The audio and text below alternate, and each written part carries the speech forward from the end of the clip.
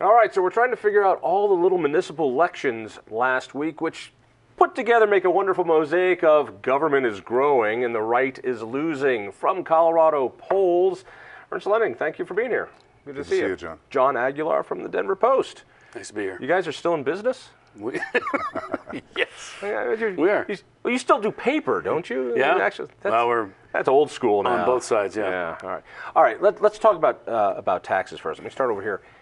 It seemed like every ask for a growth of government, an interference, everything passed this year. Is that basically it? And all these little municipal elections. Yeah, I was actually talking to a couple of analysts yesterday on the number of taxes that passed, and their basic premise was the statewide tax measures, like the one on education last year that failed miserably, are the tough ones to get by. It's the little municipal taxes that tend to appeal to people because they can kind of see out their window, hey, the street's going to get fixed. It's kind of the dynamic of I hate Congress, but I like my congressman. And so, there's some of that, I can see where it's going to be fixed, but there's more like, a benefit for me to see what Longmont did a couple of years ago now, followed by Fort Collins getting into what is a private sector business of broadband, which I know they're going to regret in 15 years, but that's 15 years from now. I mean, it goes, you did some work down in the Springs, the stormwater fee passed pretty handily too. That and a transportation tax as well, and then the school district, District 11 also, the first time in 17 years got a bond or a mill levy override passed. And I was talking to Colorado Springs Mayor John Suthers, and he basically said that same thing, is if you can explain what the tax is for and really make it clear rather than have it be some wishy-washy grand idea kind of thing, that people will generally latch onto it. But, all right, this is the way it's supposed to work. Right. Government lovers come out on big on-year elections, vote for Hillary as they did here, vote for Hick as they do. But on these off election years, odd election years, that's when geeks like this is we come out, and the rest of them, they don't care about it. That's usually what happens. But this year, the off-year election looked like a general election electorate. Democrats voted at a much higher rate than they did in 2015, 2013. They nearly equaled the Republican turnout, which hasn't happened in an off-year election in Colorado in memory. Because usually it is. It's older voters, homeowners, folks who are voting on school bonds. You calling me old? Is that what I heard? People who aren't transients, which I suppose. People who have stamps is what they say. They'll be more likely to vote. And that isn't what happened this year. I think there was a lot of pent-up frustration. Is this a Trump backlash? This was a wave. Was it Trump? Yes. Why do you say so? It looks like every election where people had a chance to vote against where the country's been the last year, they voted against a more conservative position. That fly with you, Mr. Post? Well, you certainly saw it. I think one of the illustrative races was Douglas County School District. Now there was a lot at stake here, not only a local voucher program, but also a legal challenge that could have gotten rid of what I'll call a very bigoted amendment, the Blaine Amendment. In 38 states. The CEA, the ATF, these are the nationwide unions, poured gobs of money in because they knew the danger of this. So in this Republican stronghold, unions won.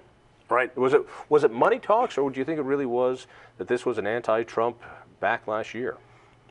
Boy, it's hard to say. It's hard to attach a school race necessarily to Trump. Right. I mean, a lot of the Douglas County school board meetings that I covered last year, particularly when they were really doing a lot of infighting on the board, it just seemed to be, the teachers union proponents would really come out to those meetings and be very vocal, and seemed to be a lot more vocal than the other side. And maybe it's the squeaky wheel syndrome. But union members being boisterous, that's the first time. Yeah. I mean, and so that's it's hard to kind of calculate that when you look at the very strong Republican demographics in Douglas County. As far as voter turnout, I'm not sure exactly how that reflected this time with why they voted the way they did on this board. But it was even more than that. Look at the Green Roofs Initiative here in Denver. So people are going to be putting sod on the roofs. Well, in sod Denver. and trees and solar panels. In some cases, but that's right. Buildings larger than 25,000 square feet or new construction.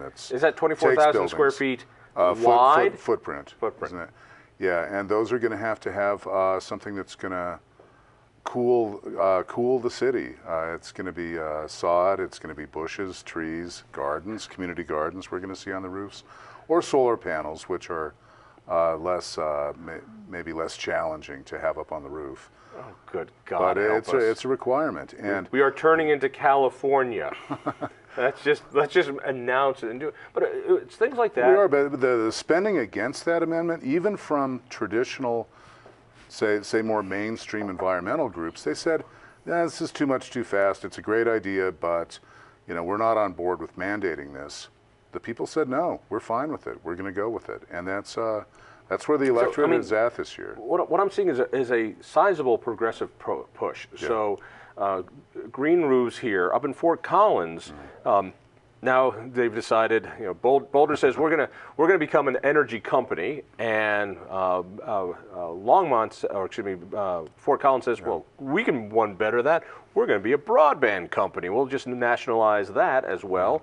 You've got Aspen saying, the smokers are not welcome here.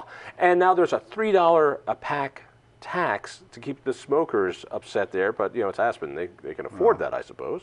But they're all hardcore social engineering taxes. And we need to add into that the fracking ban now in Broomfield. This wasn't just pro-taxes. This was hardcore social engineering election. Well, and just to clarify, it's not a fracking ban in Broomfield, but it's this plenary authority that gives the city sort of ultimate control using health and safety as the criteria as to whether you can drill or not. And so I think they know at this point any kind of fracking ban that's been attempted. But even what they pushed, isn't that against state law? Isn't it pretty obvious that you can't do this? It's been litigated before. You've tried it now under a different name, but it's an invitation for a lawsuit. Right. And I was covering it that night in Broomfield, and lo and behold, probably within about 2 hours of the polls closing, Vital for Colorado, one of the funding groups that supports oil and gas, came out saying, you know what, this is probably going to trigger lawsuits, right off the bat. And so undoubtedly they probably will get challenged. I spoke to the mayor up there who did get reelected, and he said, he doesn't have a problem with local municipalities trying to get better control over drilling, but he didn't like the idea of it being this absolute control because he knew that was going to invite lawsuits. So, don't. And the lawsuit, if it goes the way the last lawsuit went, Broomfield loses. The last several. Again. Yeah. Including up to the Colorado Supreme Court, which last year said these fracking bans are not constitutional, and that decision lies with the COGCC, the state agency that regulates. So, give me a feel for this. This wasn't just a pro-tax election. This election with all these different little races around. There was no statewide initiative. There was no statewide candidate. But it definitely had a feel of one, as you said, rejection of all things Trump. But it had a harsher, progressive vibe to this. Yeah, people opted for it's a good way to say it, the progressive choice when there was a choice.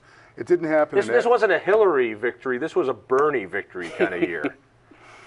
I'm not sure it was that. Really? You look out. There aren't a lot of Bernie people supporting stormwater fees in Colorado Springs. That could be something they're in favor of, but it's not high on their priority list, probably. But all right. I think it's more just a sentiment. Look forward a year. So you saw this. How do you think that affects the big elections? We got a Congress, we got a legislature next year. Well, I guess the question could be: is this part of the pendulum continuing to swing into 2018? It's not unusual to have the pendulum start swinging back from a wave election like in 2016, and so. Sure. I'm not completely surprised that people might be starting to look the other direction, just historically. As far as how that's going to translate into 2018, whether that's a further pendulum swing or whether it slows down, I don't know. A couple of the analysts I talked to said this could be a precursor for what's to come in the bigger election. I think this indicates how the voters feel, and Republicans are terrified. Well, good. With that, I'm moving to Wyoming. Ernest, thank you, Jon. Listen for me on KHOW Radio. Read me in the Denver Post. Tell a friend about the Independence Institute. That's thinkfreedom.org, and we'll see you next week.